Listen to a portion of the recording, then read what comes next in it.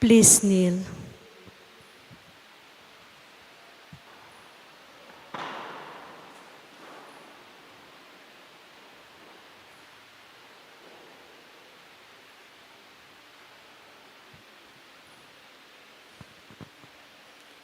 Oratio Imperata.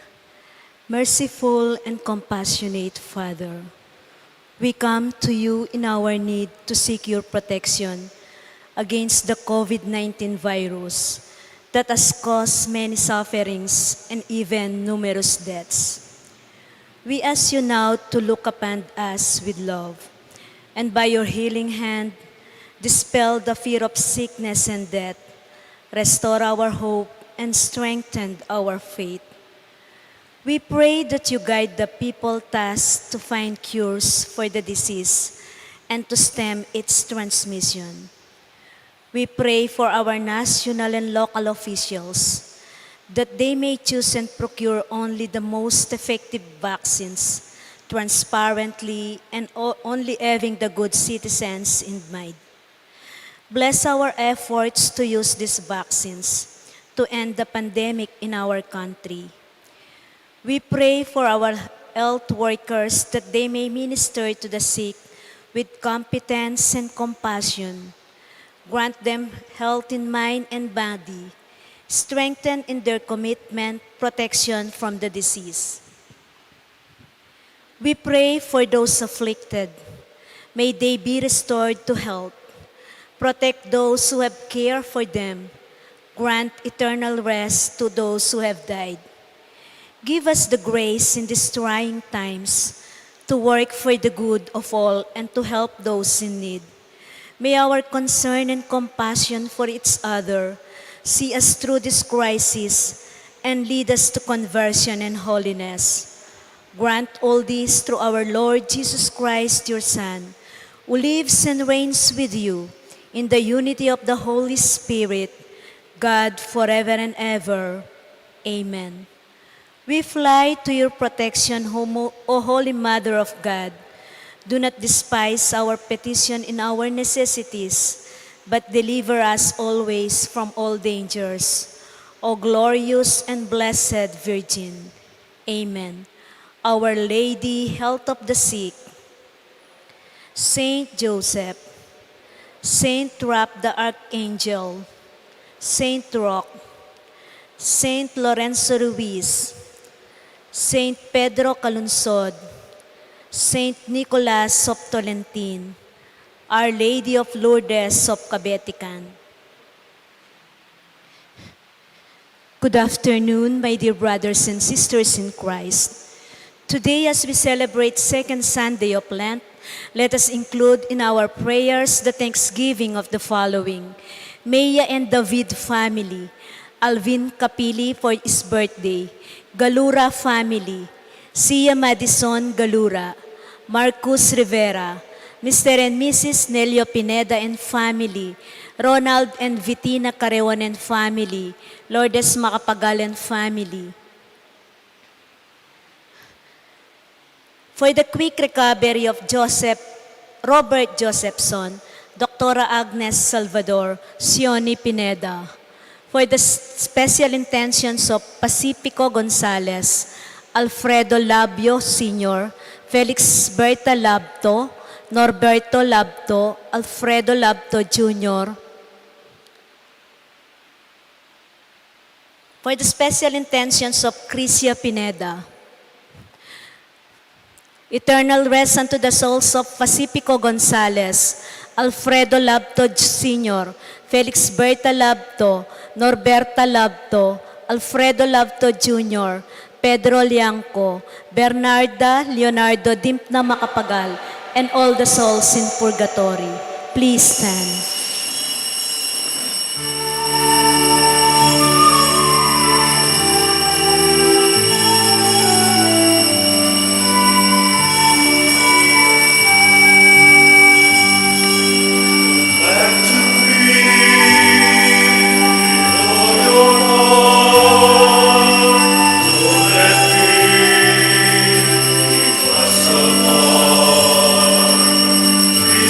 Christ,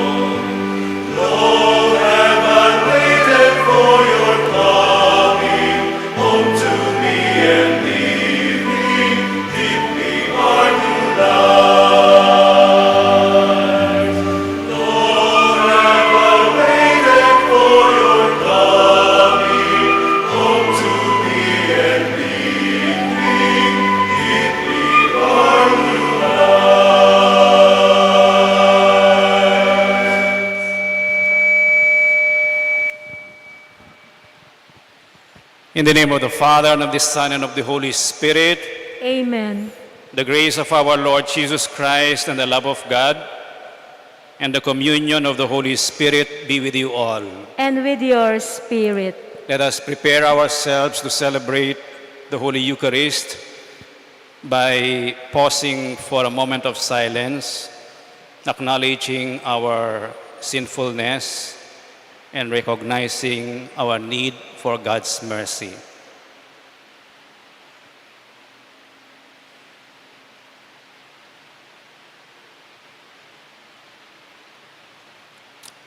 All together, let us say, I confess to Almighty God and to you, my brothers and sisters, that I have greatly sinned in my thoughts and in my words, in what I have done and in what I have failed to do. Through my fault, through my most grievous fault. Therefore I ask Blessed Mary, ever Virgin, all the angels and saints, and you, my brothers and sisters, to pray for me to the Lord our God. May Almighty God have mercy on us, forgive us our sins, and bring us to everlasting life. Amen.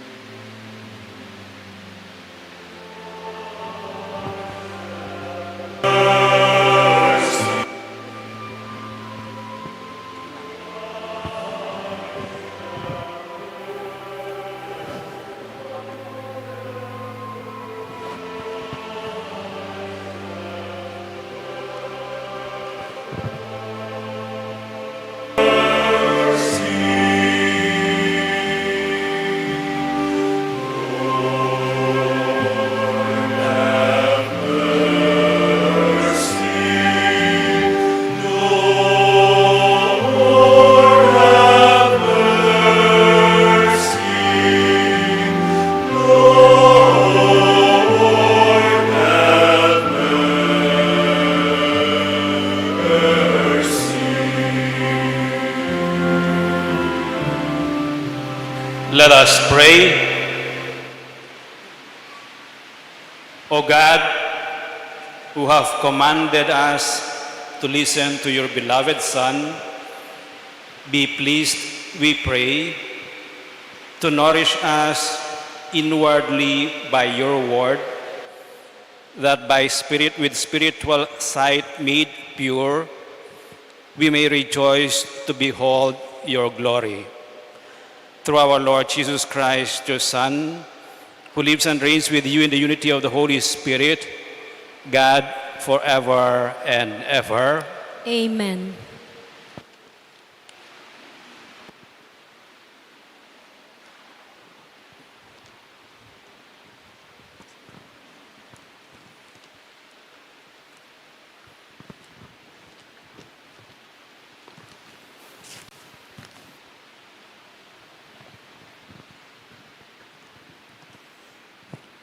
A reading from the book of Genesis.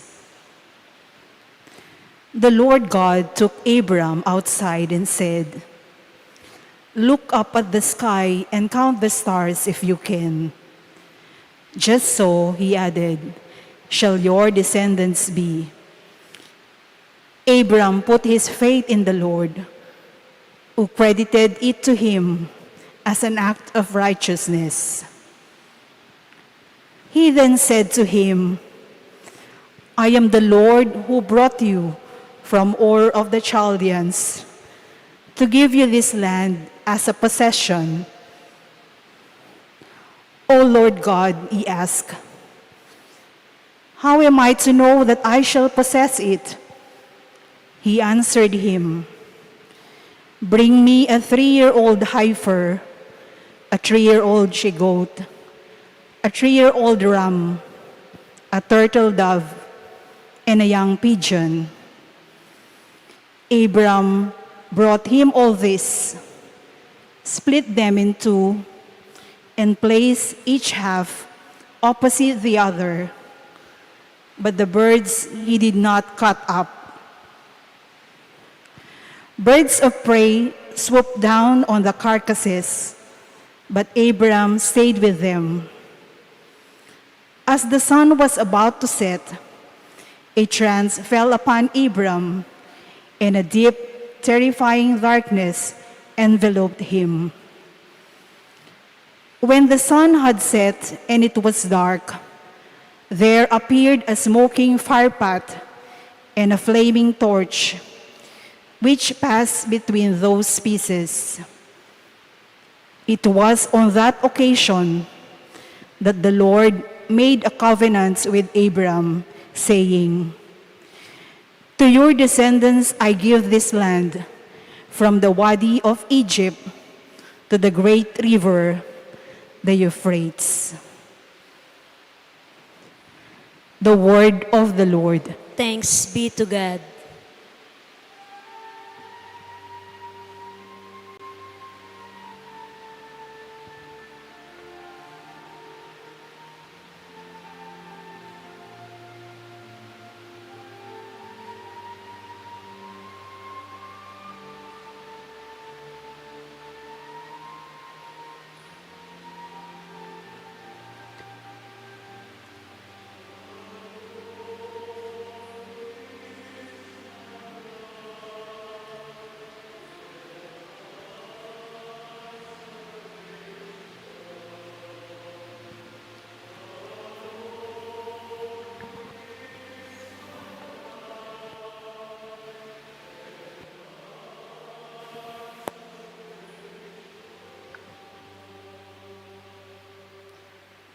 The Lord is my light and my salvation. Whom should I fear? The Lord is my life's refuge. Of whom should I be afraid?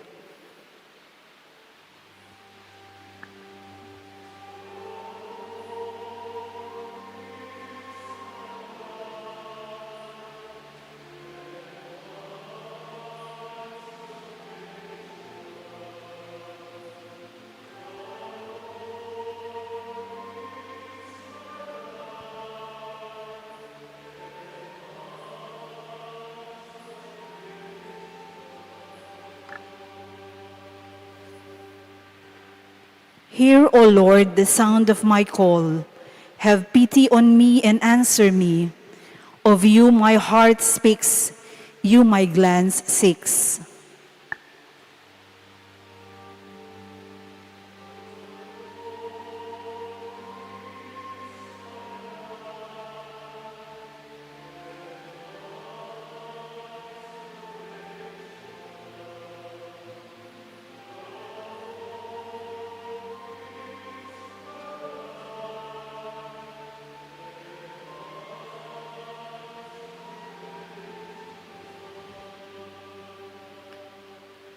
Your presence, O Lord, I seek.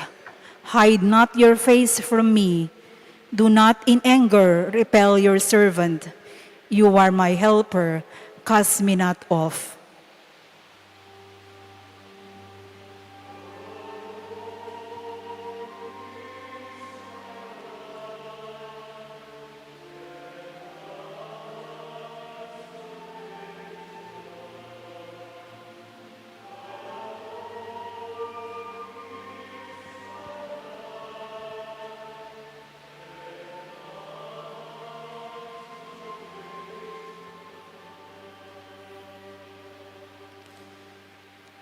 I believe that I shall see the bounty of the Lord in the land of the living. Wait for the Lord with courage. Be stout-hearted and wait for the Lord.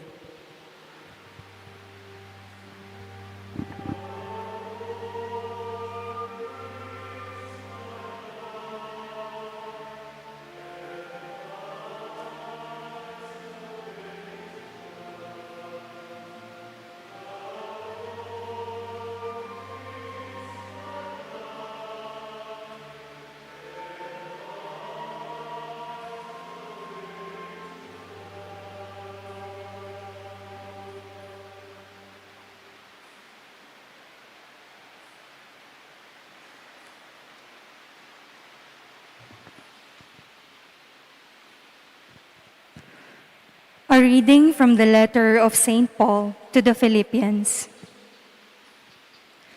Join with others in being imitators of me, brothers and sisters, and observe those who thus conduct themselves according to the model you have in us.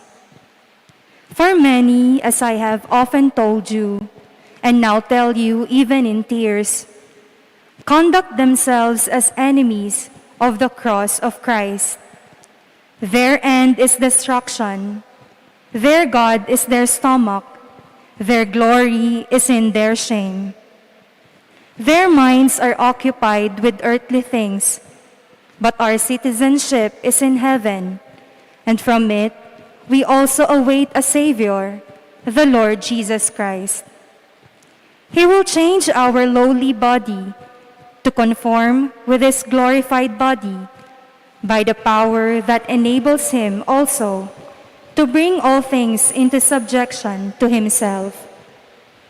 Therefore, my brothers and sisters, whom I love and long for, my joy and crown, in this way, stand firm in the Lord. The word of the Lord. Thanks be to God.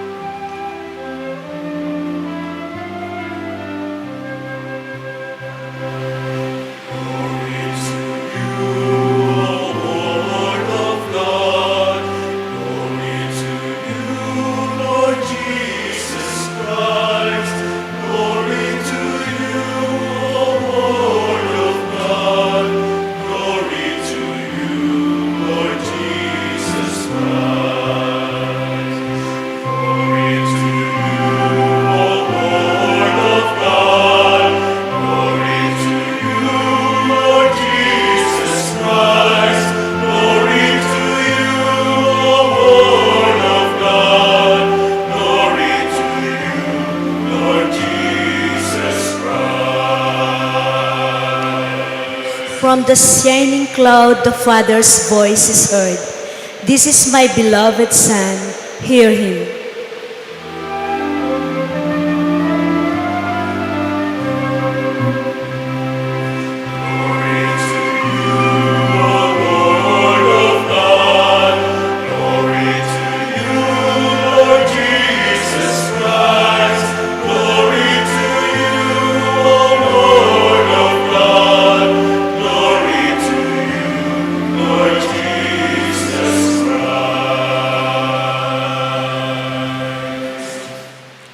The Lord be with you. And with your spirit. A reading from the Holy Gospel according to Luke. Glory to you, O Lord.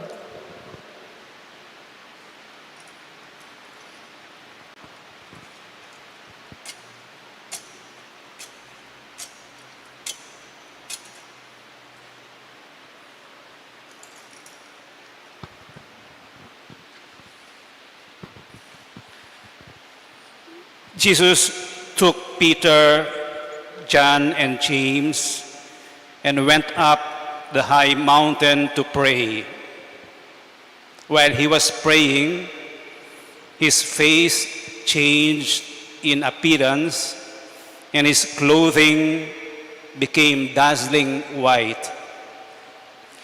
And behold, two men were conversing with him, Moses and Elijah, who appeared in glory and spoke of his exodus that he was going to accomplish in Jerusalem. Peter and his companions had been overcome by sleep, but becoming fully awake, they saw his glory and the two men standing with him. As they were about to part from him, Peter said to Jesus, "Master, it is good that we are here. Let us make 3 tents, one for you, one for Moses, and one for Elijah." But he did not know what he was saying.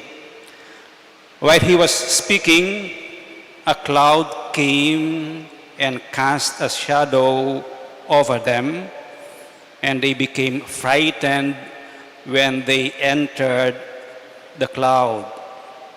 Then from the cloud came that voice, a voice that said, "This is my chosen son, listen to him." After the voice had spoken, Jesus was found alone. They fell silent and did not at that time tell anyone what they had seen. The Gospel of the Lord. Praise to you, Lord Jesus Christ.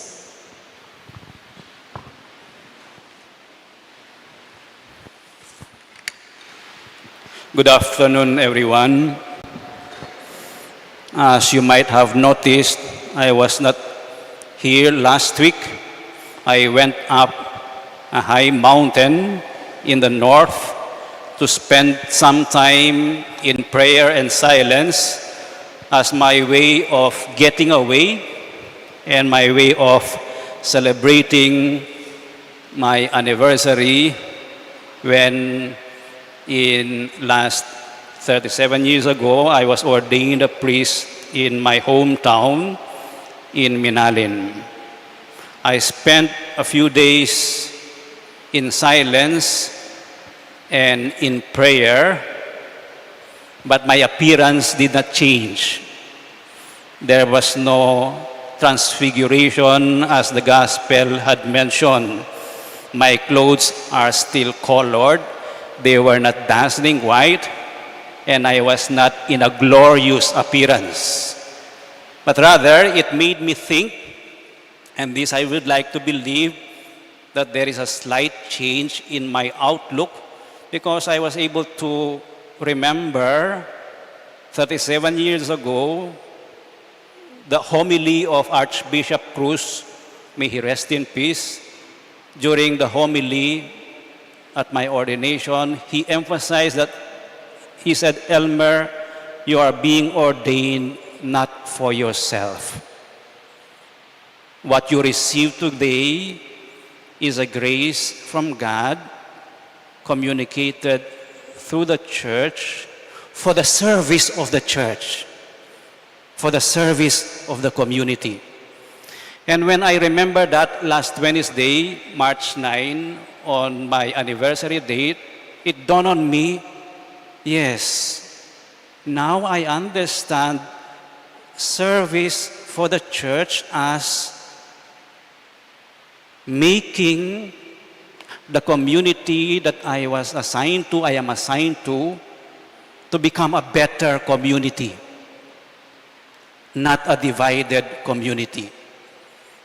Service of the ministry of the priesthood to the church is making or helping or facilitating that community so that it may have a better faith life, perhaps a better understanding of the faith, and a greater involvement and service to the community. Further on, it dawned on me during those days of prayer that I can only serve and make the community better if I am a better servant. And I can only become a better servant if I walk with or I walk in the ways of the Lord. If I follow His footsteps, but even deeper than that, if I allow Him to influence my life, if I allow Him to make me a better servant.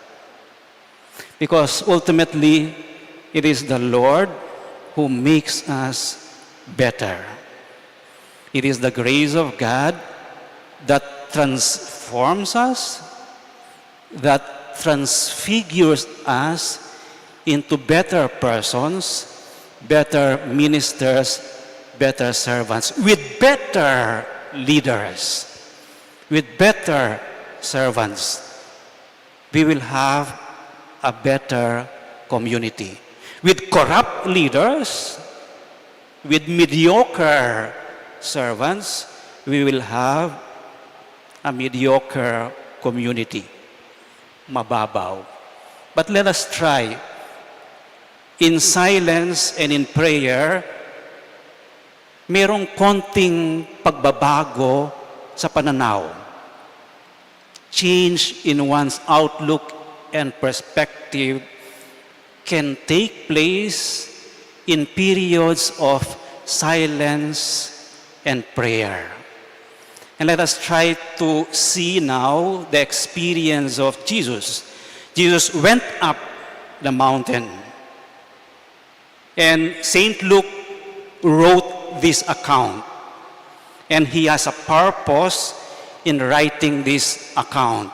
Let us try to understand first the context why Luke inserted this story in chapter 9 of his gospel, the story of transfiguration.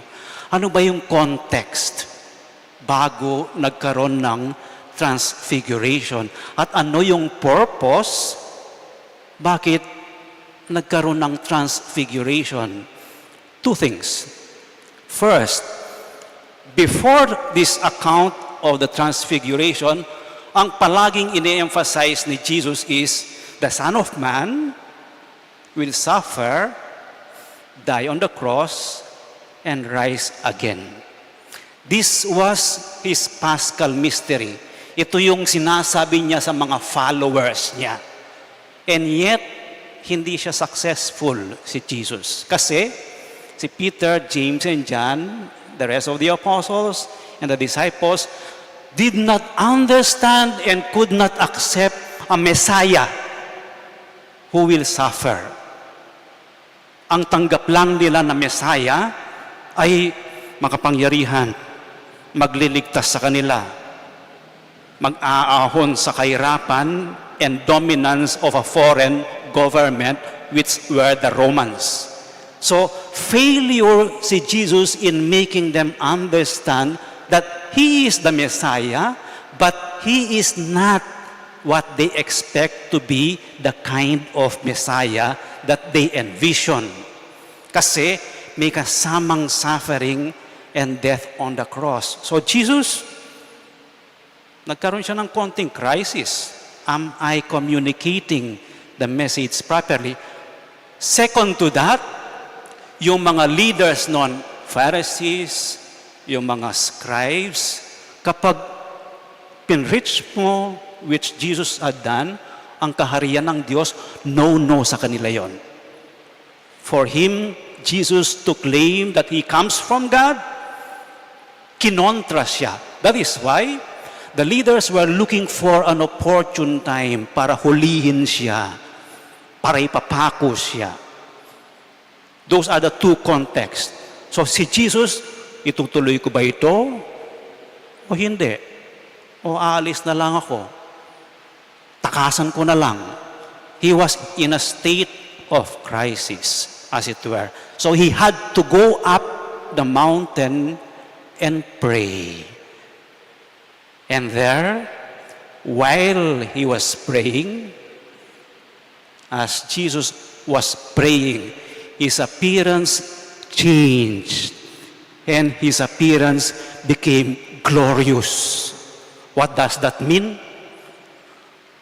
The transfiguration was witnessed by Peter, James, and John. Ngayon, parang pinapakita ni St. Luke, nakikita niyo yung Jesus na glorious.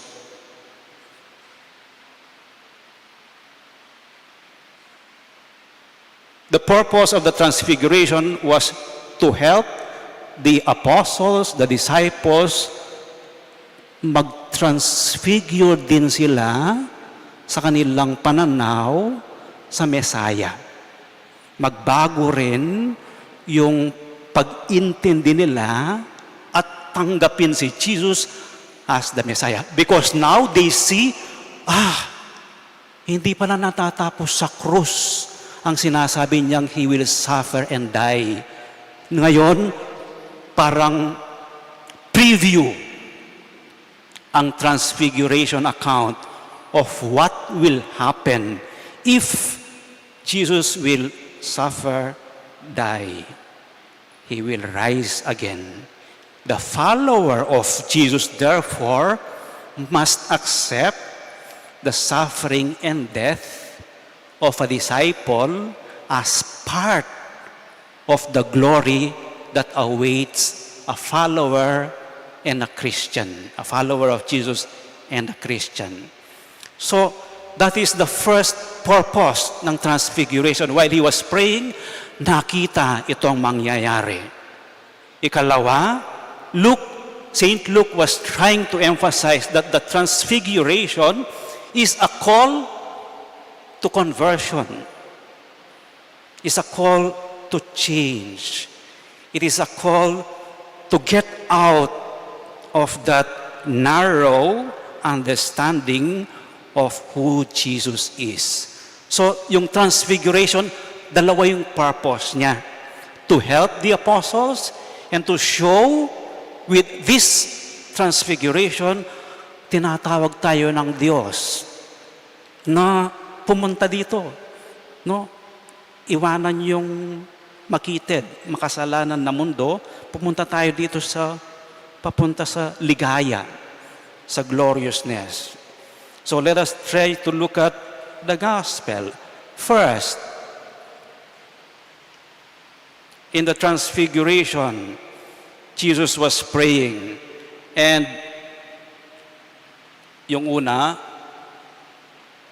naging glorious ang state niya. Yung pangalawa, nakita na mayroon siyang kasama. Dalawang tao, si Moses at si Elijah, who are persons of the Old Testament. Yung Biblia ng mga Hudyo, ang tawag doon, Tanakh. This is the Jewish Bible. Sa ating Biblia, meron tayong Old Testament, may New Testament. Itong Old Testament, yan ang Tanakh. At tatlo ang parte ng Jewish Bible. Ang Law, the Torah, T, yung Prophets, yung Nevi'im, N, at saka yung writings, yung Ketuvim, K. Mga consonants. Para siya lang nagte-text noon pa. Consonants lang ang tinetext. Magsusupply ka na lang ng vowels. Now, the heart and soul of the Tanakh are the law and the prophets. The law is represented by Moses when God entrusted him the law of God, the commandments of God. And the prophets, representative niya, si Elijah. This is the heart ng Bible ng mga Hudyo, the law and the prophets. And Moses and Elijah represent, what do they represent? The law and the prophets, ito yung laman ng kwento ng Diyos na nagpapakilala sa bansang Israel. So they are the embodiment of the revelation of God to the people of Israel. Batas at saka yung mga propeta. Now, nung nakausap ni Jesus, itong dalawa, They were seen. Behold, two men were conversing with him, Moses and Elijah, who appeared in glory and spoke of his exodus that he was going to accomplish in Jerusalem. Exodus, magaganap sa Jerusalem. Kay St. Luke, ang Jerusalem ang sentro. Natatandaan nyo, last week, yung 3 temptations ni Jesus, anong pangatlo? Sa temple ng Jerusalem. No? Yung pangatlo. Kasi babalikan ng demonyo si Jesus sa Jerusalem at the crucifixion event. Exodus. Ang ibig sabihin ng Exodus, 2 words in Greek, ex at saka hodos. Ex, out, hodos, way. Synodos, magkasabay, miyagnan, way. Miyagnan, maglakad. That is synodos. Exodus is out, way. Ibig sabihin, way out, leaving, departure. Okay? And here, I think what Luke is trying to say is, Jesus was talking about his exodus, his departure from this life towards the promised land, towards the glorious life. That is exodus. And Luke is trying to make a deliberate, anong tawag sa Kapampangan nun? Allusion, reference to the exodus in the Old Testament, kung saan ang mga Hudyo umalis sila, nag-depart sila, nag-exit sila from their slavery in Egypt to the promised land. Departure from death to life. Departure from sin to a life of grace. Departure from darkness to light. Ito ang rene-refer ni St. Luke sa Exodus na sinasabi ni Jesus, I will accomplish yung Exodus sa Jerusalem. Departure, kamatayan, towards a new life. And the third part of the Gospels of Jesus was praying, nag-transfigure siya. He was talking with Moses and Elijah, representatives of the revelation of God about his exodus from this life to a new life. At pangatlo, the voice from the cloud, this is my chosen son. Listen to him. In the mountain, the divine voice of God was heard. In the mountain, God confirms, this is my son, listen to him. In other words, we can experience God's voice, God's presence in the silence of a mountain. And from now on, when the voice says, listen to him, Jesus becomes truly the Word of God. The Word that comes from God. The Word that lives with us. And the Word that will lead us to eternal life. Listen to Jesus. Listen to him. With that, let's make some pathways maybe towards transfiguration. 3 things. First, prayer. Sabi ni Mother Teresa sa kanyang book, A Call to Mercy, which I was able to read during my stay up in the mountain, she said, that is why we need to pray. Prayer will give us a clean heart. See, prayer can purify us. Prayer can transform us. Prayer can transfigure us. And with a clean heart, we can see God. See? In prayer, we can see God. We can experience God. We can feel God. And when we are able to see God, we will be able to love one another as God loves each one of us. Kasi our way of loving is conditional. Madalas, mahal kita dahil may pakinabang ka sa akin. Sinasamahan kita dahil may makukuha ko sa iyo. It's always reciprocal sa atin. The way God loves, it's total giving of self. We will be able to do that, to totally give ourselves to another, to others in love, if we have a clean heart. A clean heart is nourished through prayer. Ikalawa, ayun. Bilis naman. Bilis naman. Balik ba? Alam mo, yung Exodus muna. Exodus. This is what Mother Teresa says after visiting yung mga hungry, walang tubig na mainom sa Ethiopia. Namamatay sila sa gutom, sa walang tubig, drought. Payat na payat sila. And yet, yung mga sisters ni Mother Teresa, they kept on serving these people, attending to them, giving them dignified death. And Mother Teresa was praising her sisters. Sabi niya, yes, we can live without many things. Kahit na wala tayong dalang pagkain at saka tubig sa kanila, our mere presence, wala tayong dala eh. We can live without many things. The secret of joy is our poverty. The secret of joy is our nothingness. And wholehearted and free service to the poorest of the poor.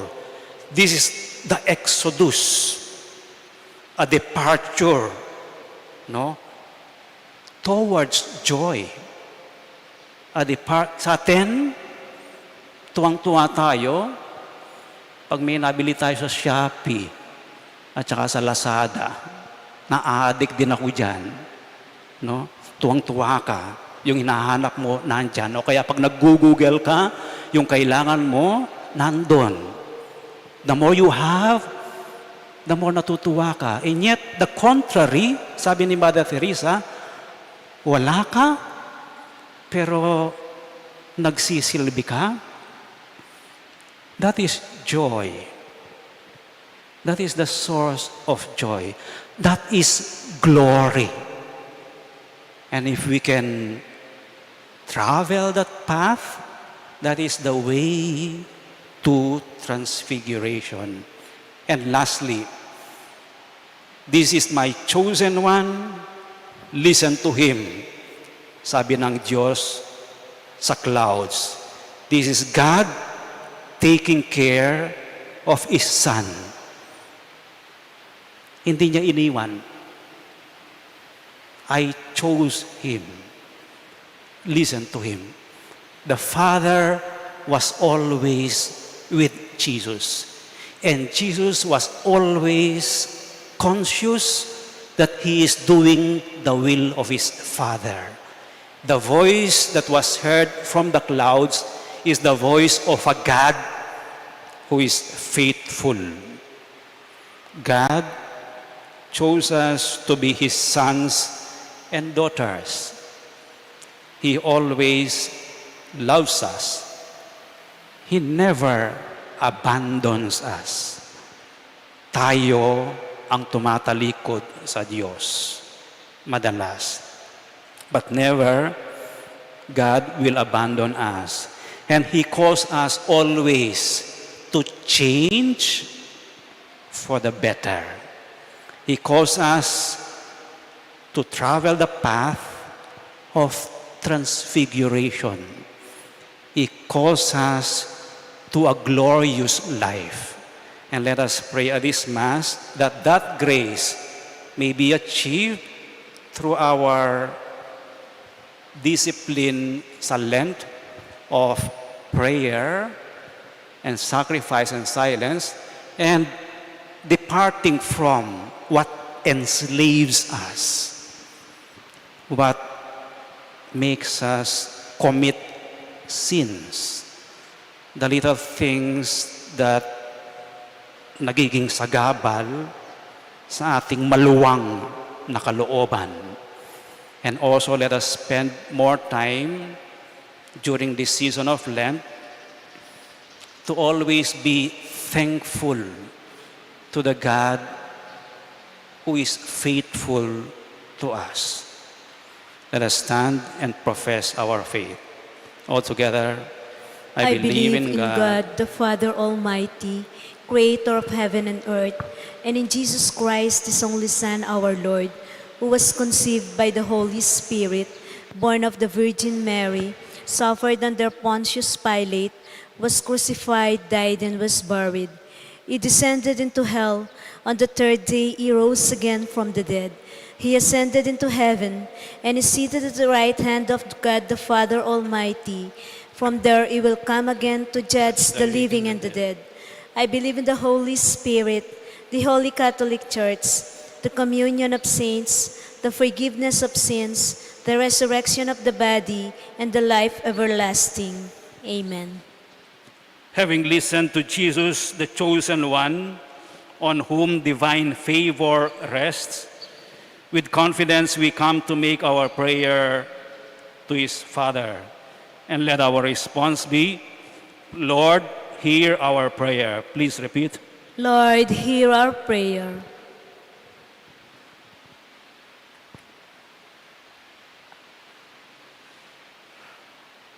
For the Holy Church of God, that pastors and people will always listen to the beloved Son as they journey on their pilgrim way, let us pray to the Lord. Lord, hear our prayer. For the leaders of our nation, that they may transform the lives of people by wise and prudent decisions, let us pray to the Lord. Lord, hear our prayer.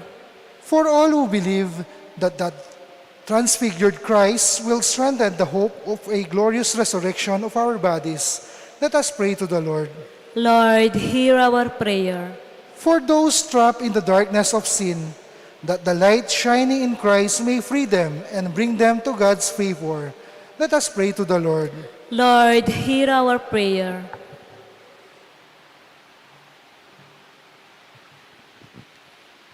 Father of light, even a glimpse of your glory makes us long for your presence.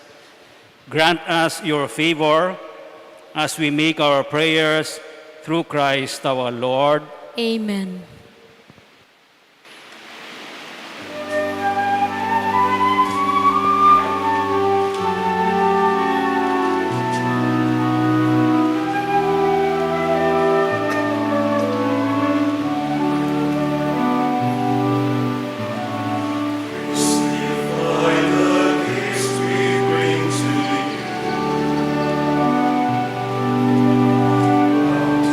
Of the earth receive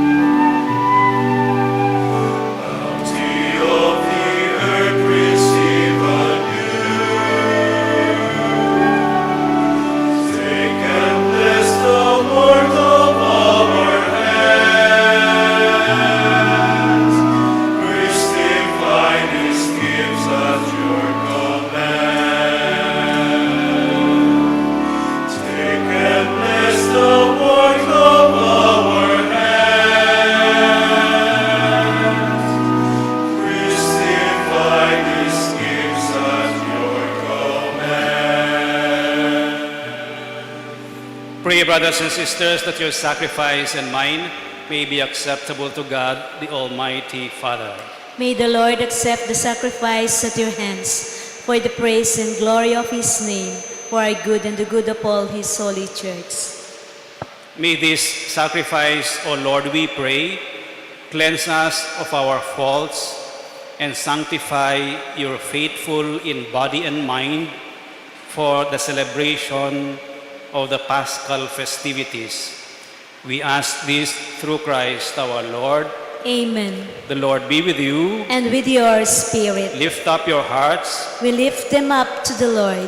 Let us give thanks to the Lord our God. It is right and just. It is truly right and just, our duty and our salvation, always and everywhere to give you thanks. Lord, Holy Father, Almighty and eternal God, through Christ our Lord.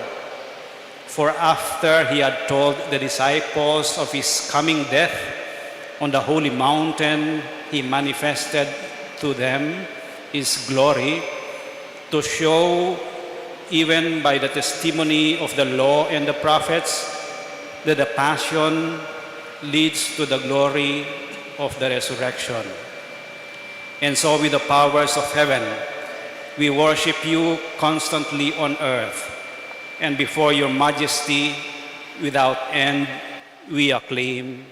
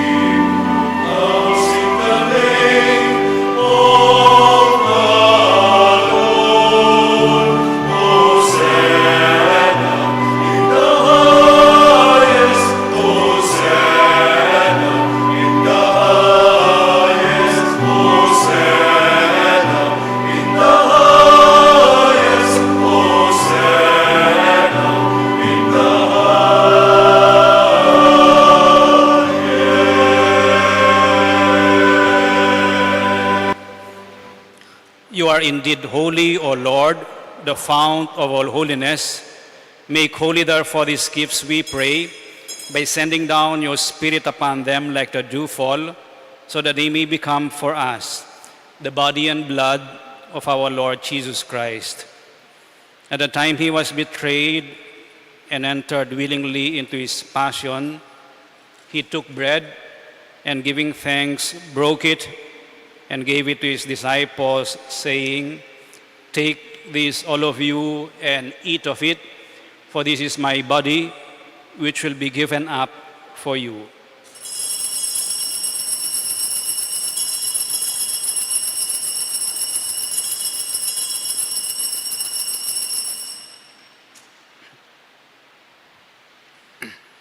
In a similar way, when supper was ended, he took the chalice and once more giving thanks, he gave it to his disciples, saying, "Take this, all of you, and drink from it, for this is the chalice of my blood, the blood of the new and eternal covenant, which will be poured out for you and for many for the forgiveness of sins. Do this in memory of me."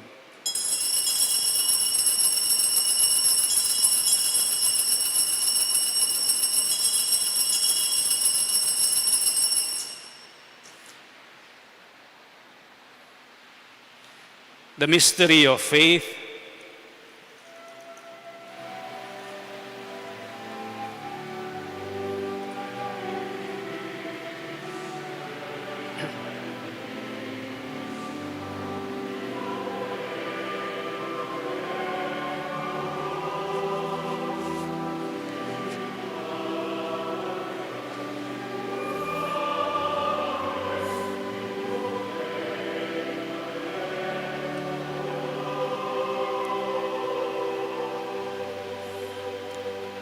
Therefore, as we celebrate the memorial of his death and resurrection, we offer you, Lord, the bread of life and the chalice of salvation, giving thanks that you have held us worthy to be in your presence and minister to you. Humbly we pray that partaking of the body and blood of Christ, we may be gathered into one by the Holy Spirit. Remember, Lord, your church spread throughout the world and bring her to the fullness of charity, together with Francis, our Pope, and Florentino, our Bishop, and all the clergy. Remember also our brothers and sisters who have fallen asleep in the hope of the resurrection, and all who have died in your mercy. Welcome them into the light of your face. Have mercy on us all, we pray, that with the Blessed Virgin Mary, Mother of God, with Blessed Joseph, her spouse, with the blessed apostles and all the saints who have pleased you throughout the ages, we may merit to be co-heirs to eternal life and may praise and glorify you through your Son, Jesus Christ. Through him and with him and in him, O God, Almighty Father, in the unity of the Holy Spirit, all glory and honor is yours forever and ever.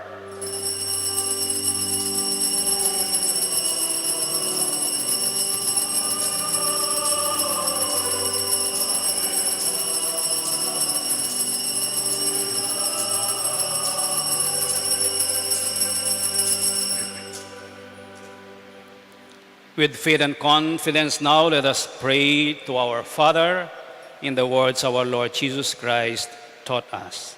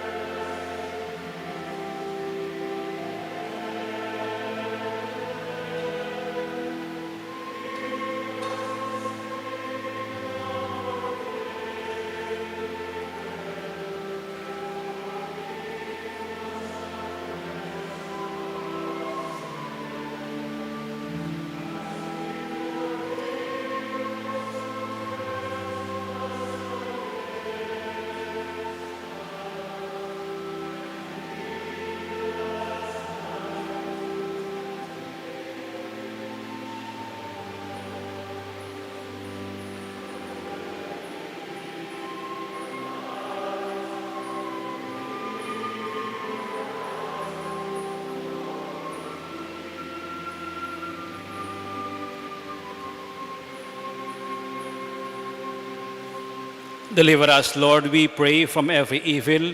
Graciously grant peace in our days, that by the help of your mercy we may be always free from sin and safe from all distress, as we await the blessed hope and the coming of our Savior, Jesus Christ.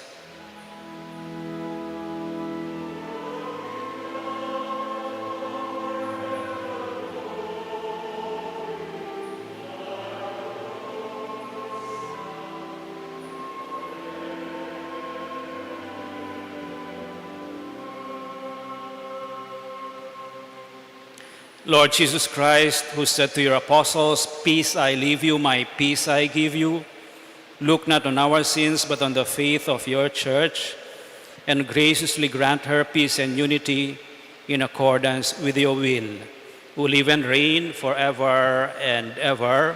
Amen. The peace of the Lord be with you always. And with your spirit. Let us share with one another now the peace of Christ.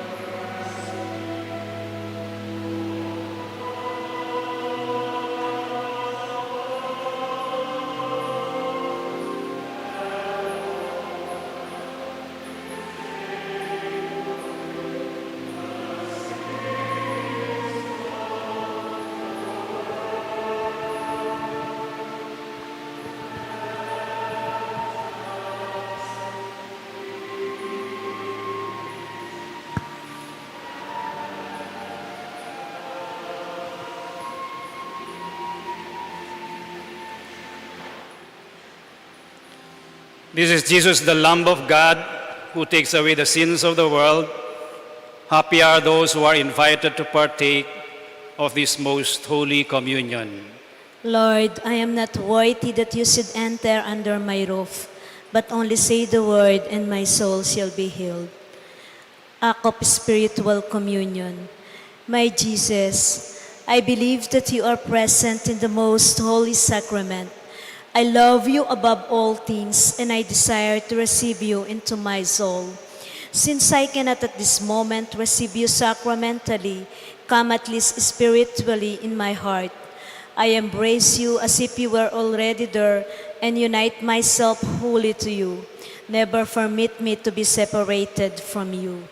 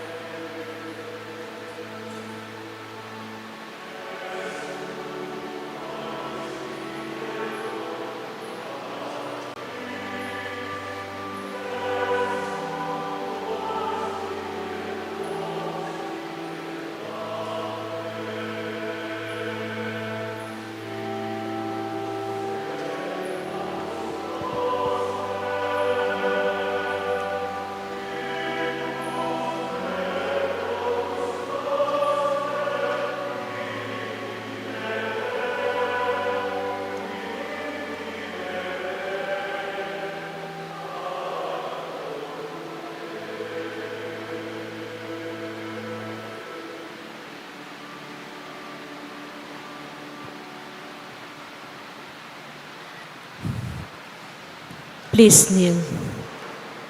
Prayer for the 2022 national and local elections.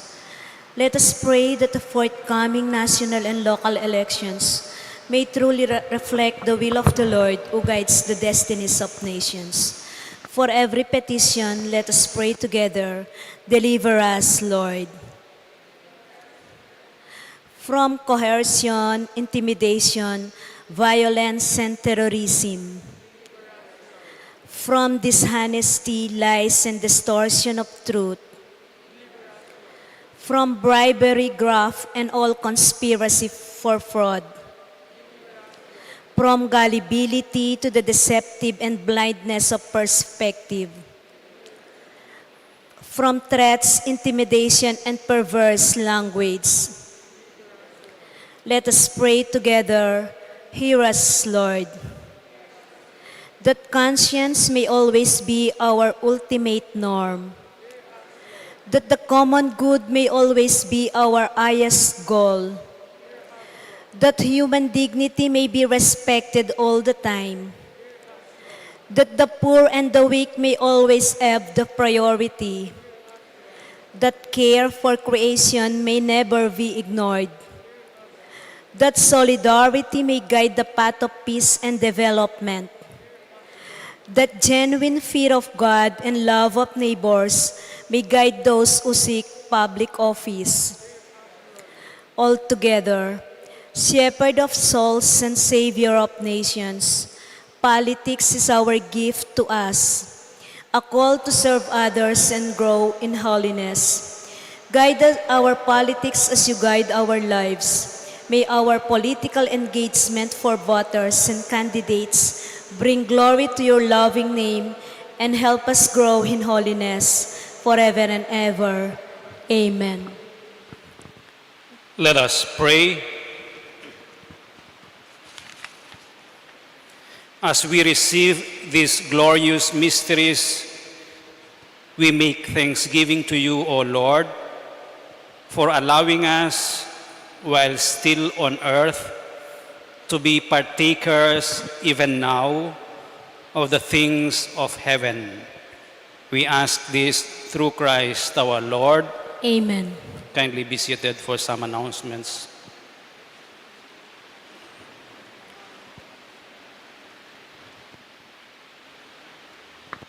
First of all, nakalasalamat to different people who brought some bodily sustenance to the rectory for the past 2 weeks. Mayroong itlog, sampalok, dried fish, mango, papaya, at saka lelut. At saka tinape o cookies. Also, sunrocks and alcohol, which I do not drink. Melons, vegetables, and hostia. This is the report of our cash receipts and disbursements for the month of February.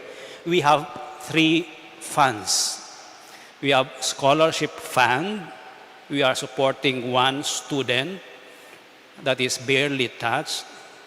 We have the Fiesta Fund, which was put up after the February 11 Fiesta, coming from different sources, donations, intentions, mass collections, at saka walk-in donations. This one is the 3rd fund. It's called the Shrine Fund, which is used for our day-to-day operations. So this is the report of February 2022. We have 3 sources, total intentions for these days only. Kasi mula February 2 hanggang February 11, yung income doon, pumunta doon sa Fiesta Fund. So yung sources ng ating Shrine Fund is coming from these 4 dates. I think 2 misa sa 13, 2 misa sa 20, 1 misang 26, 2 misa sa 27, 7 masses may intention, and collections also, and donations, walk-in, at saka yung 2 donation boxes natin. So ito yung total. With a 10% share from Alay Kapwa. Every year we contribute sa Alay Kapwa. and it is launched every Ash Wednesday. Yung contribution natin doon, yung 10%, ibabalik sa atin. So kung 465 yan, we must have contributed last year 4,650. 10% is 465. So we have a total cash receipts of 79,850. The summary, with that 79,000, maliit yung gastos natin. 3,000 plus lang. Kasi yung buong gastos sa February, kinuha doon sa Fiesta Fund. Yung kuryente, yung pangsahod, yung tubig, yung salaries, at saka ibang expenses pa, doon lahat kinuha. So our Fiesta Fund is around 560,000 pesos. Yung ating scholarship fund, I think it's around 250 pa. No, not less than 250,000. So, 79,000 minus 3,000, ito yung neto sa February. 76,090.75. Now, yung financial manual natin sa diocese, mayroong sharing. Okay? Kung 76 ang neto sa February, di-divide yan to 50% sa Rector's Discretionary Fund at yung 50% sa Shrine Fund. Maganda lang yung pangalan ng Rector's Discretionary Fund. Pupunta sa bulsa ko yun. Yun ang aking share sa fund. Okay? So I can spend it the way I prudently decide to spend. So, plus interest. So, ito yung fund natin. Yung 50%, 38,000, plus yung 165 na nandun na last January pa, balance, plus yung interest of 27.14, yung total Shrine Fund natin is 203,314.44. So after more than 6 months, yung 27,000 na nadatnan ko na Shrine Fund, meron na tayong 203. Nino pong bisang mandam kaya kayo? 2.5 interest rate. Biro lang yun. So, this is coming from you. Okay?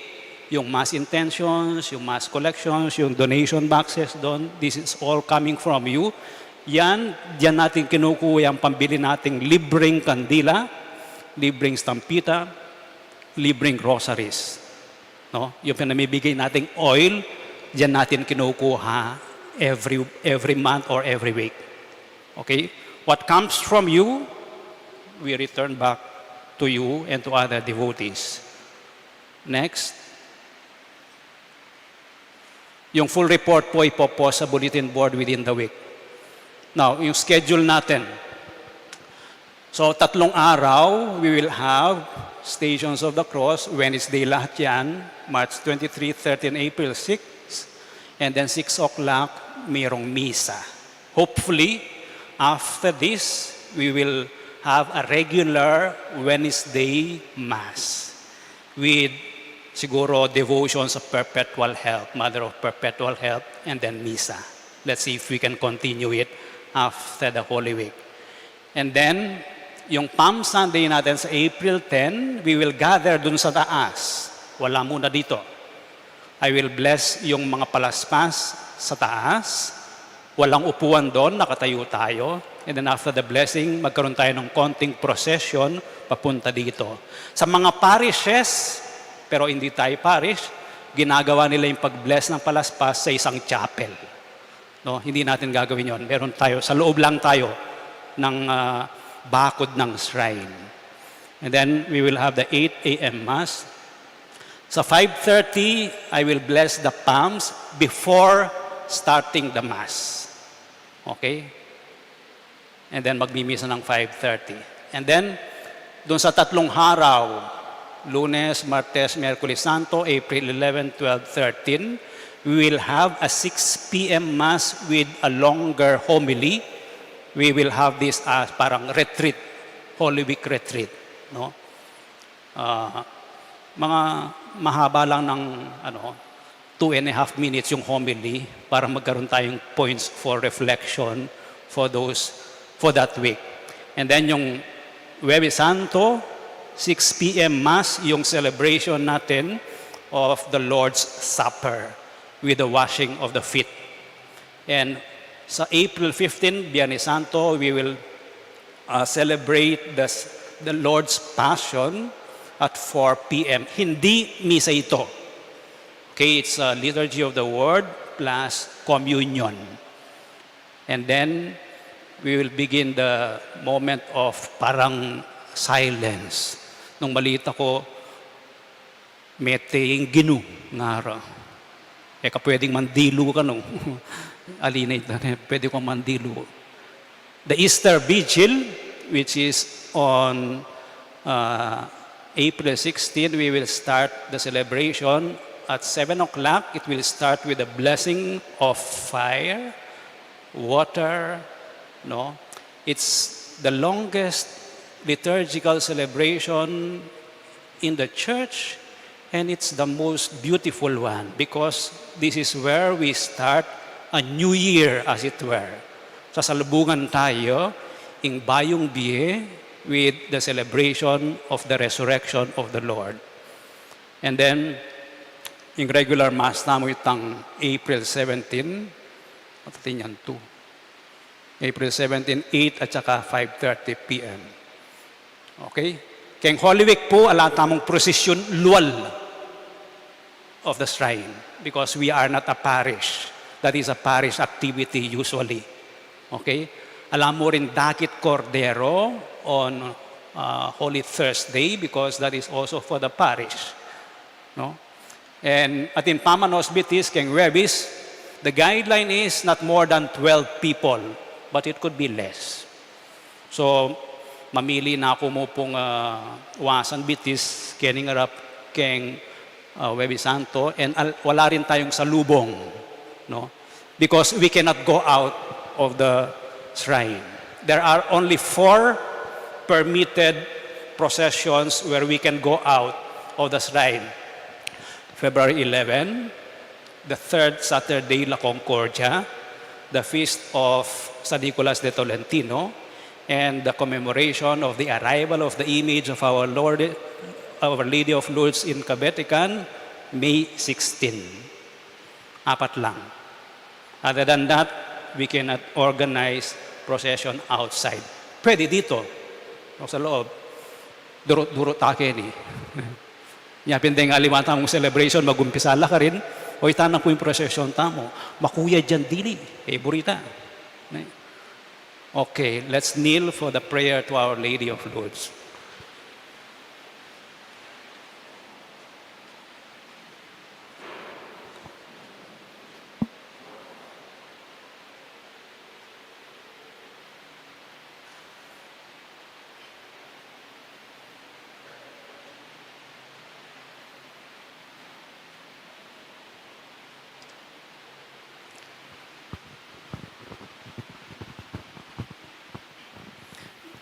All together, please.